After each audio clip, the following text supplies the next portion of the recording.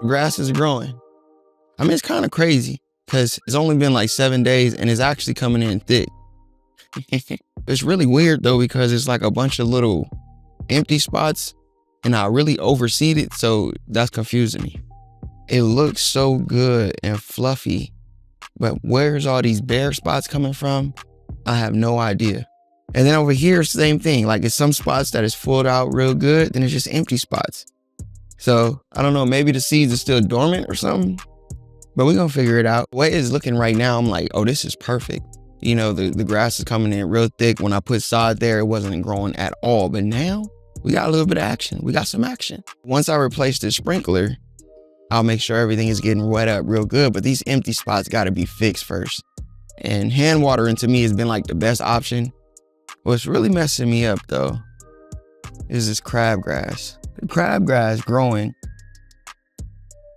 so heavily. I still got some grass in protective custody. It looked like some little mice or something been jumping in the boxes. So I don't feel too cool about that. This is what it looks like. As you can see here, we have the grass starting to grow. Here, the grass is growing all around the edges. We just have these empty spots where the sod didn't fill in. Full spots look amazing. They feel good too. It's like really thick.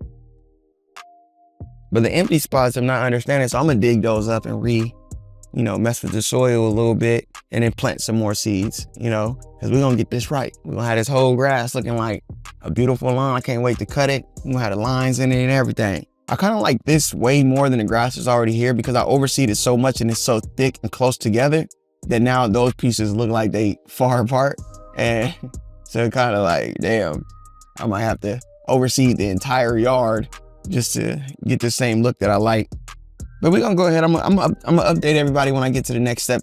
So thank you for watching. Thank you for being here.